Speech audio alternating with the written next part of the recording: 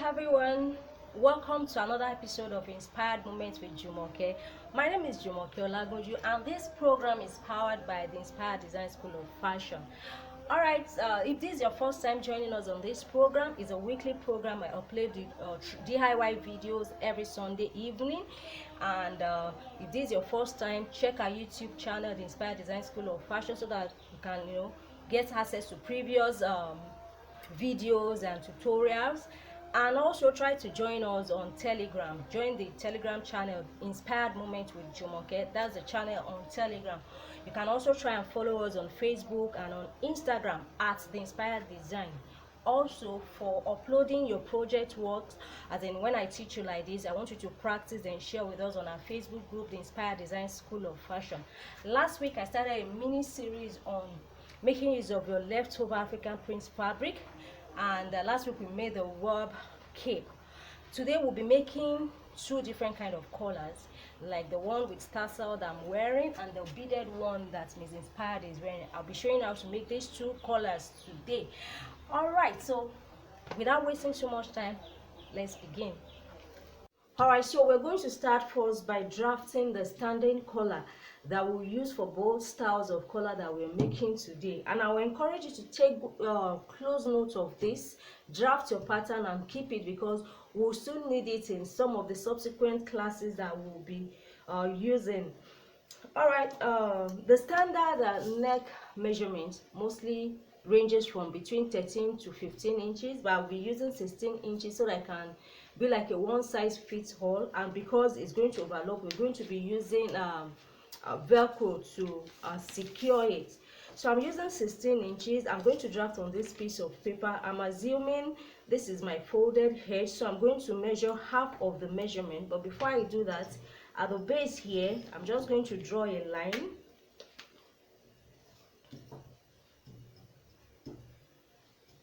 Let me go a little bit more up so that I have enough space to work with. Okay, so I'm going to measure 8 inches from the edge here. This is 8 inches. Then I'm going to mark the center of my 8 inches, which is 4 inches. At the end here, which is 8 inches, I'm going to go up by half an inch. Then I'll take my curved ruler. This slightly curved ruler is the hip curve.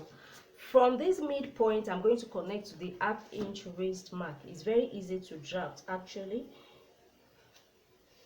This is because your neckline is not straight. You want your collar to sit nicely around the neckline. Sometimes people just cut straight strip of fabric. Well, it will still work, but not as well as this.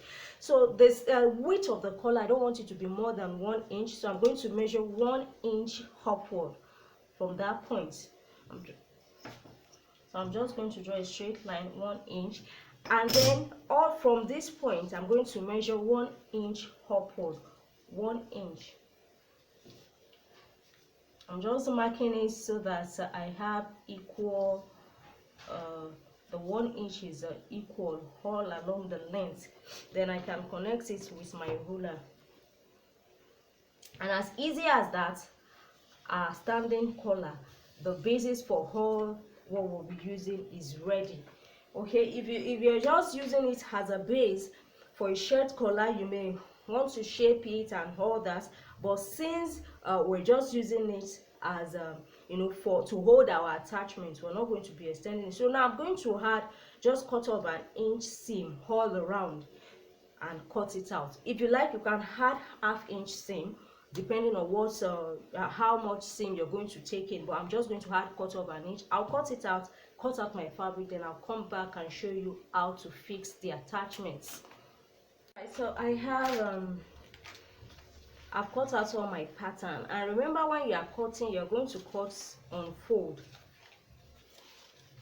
It's going to be like this, is on fold.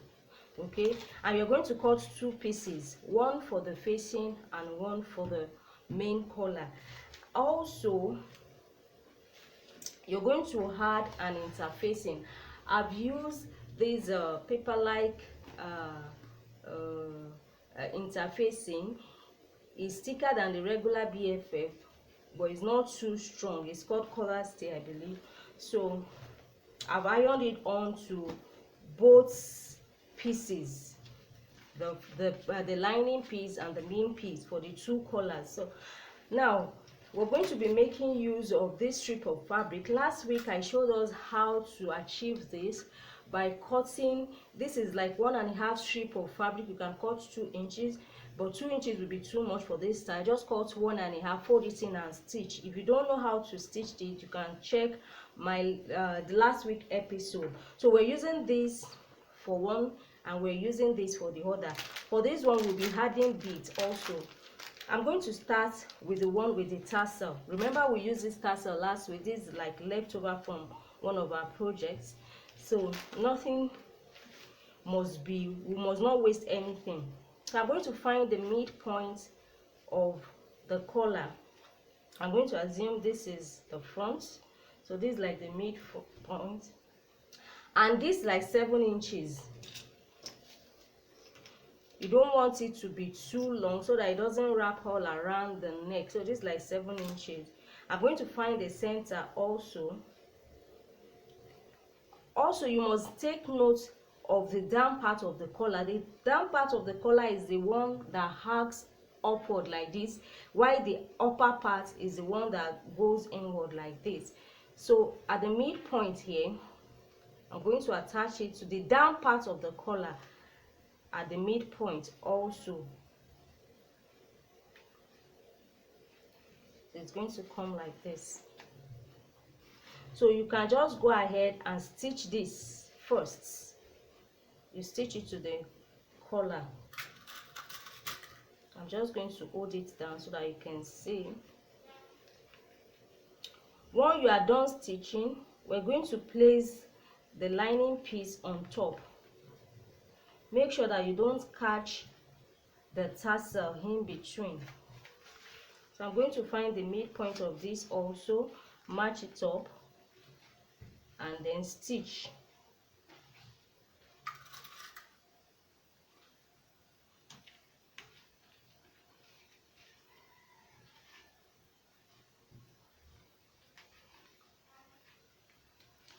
For me, I'm just going to stitch it all at once. So I'm making sure my tassel is captured underneath. I'm not going to stitch it twice. But if you know that it's going to be a problem, you can just stitch it twice. First of all, attach the tassel, then stitch the collar. So you're going to stitch, and then I'll come to the top here and start from like 3 inches from the edge. I'll stitch all around to like 3 inches here. So let's put this on one side. Now to the second collar, I'm going to use this as the main collar. Then I'll find the midpoint also. So it's around here. This is my midpoint. Now I have 4 strips of this fabric. Remember last week when we cut it, we cut the whole lengthwise of the African preach fabric. So the length is like 45 inches. So for the first one, you decide how long you want your strips to be. And you can see that along the lines of the strip, there are different designs and patterns. I would love for my design to be equal. So I'll make sure that as I'm cutting, I'm taking that into consideration. The longest one, I want it to be like 15 inches long, and then since I'll be attaching it and then I'll be tying a knot at the base, I'm just going to cut like 17 inches. So I'm going to cut 2 pieces of the first piece. So I folded into 2. I'll measure from the edge here 17 inches. Sorry, I want to make sure it's not moving.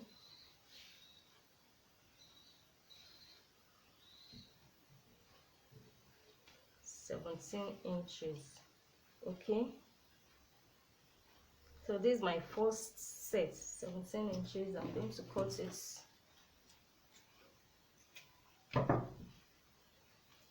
Then I'm going to place it at this center. Okay. I want, just like we did for the first one, this is the base of the collar, so I'm going to place it here at the base of the collar. I'm placing it upward towards me, because by the time I'm done stitching, it's going to fall this way. Okay, so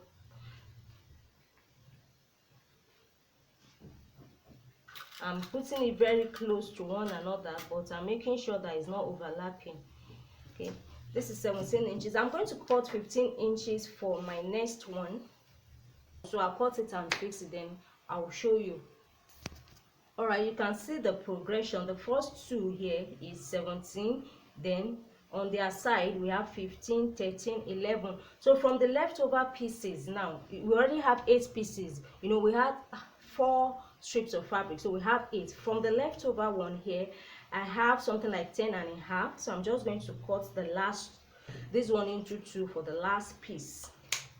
If you like, you can leave it at 8 like this, and then I'm going to place it on each side also. You can see how that everything is just matching up perfectly. Okay, now I'm going to go to the sewing machine and stitch this also, just like we did for our first piece. So this one, you may want to first of all stitch this, then place the lining piece on top, stitch from here all around until you get here. Then let's stitch these two, then I'll come back and show you the last step. Now to the final step.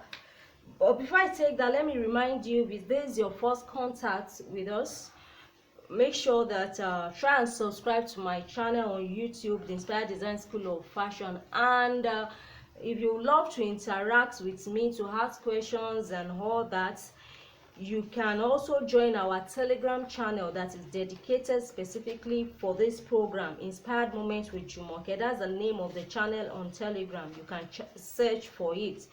Okay, and when you subscribe to the YouTube channel, put on the notification bell so that you get notified every week, or even anytime I upload videos. You'll get to see all previous videos also. You can see the way I'm turning this out after stitching it. I've snipped around the edges to make my turning neat.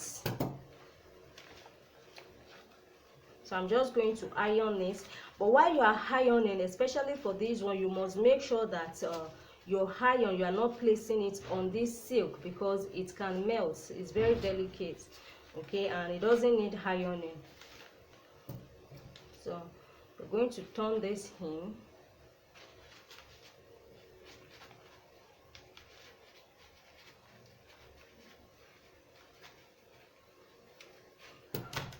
All right, so now the remaining part here, you're going to turn it in this way and stitch over it. Turn it in, stitch over it, then you top stitch all around. Then the final thing is to add our velcro. You're just going to cut a piece of velcro, maybe like 1.5. then one side will be attached. Okay, you determine where the front is going to be. So this is the front. It's going to come like this. The soft part will come this way, and then this other part will come like this. And with that, your collar is ready. Okay, I'm done with the this one. You can see that I've top stitch all around it. I'll just iron it. Then I've attached my velcro to hold it in. Now the final step is to attach our beads, and it's optional. If you don't want to add beads, you can just knot it at the head. So I'm just going to add the beads. You put it inside the hole.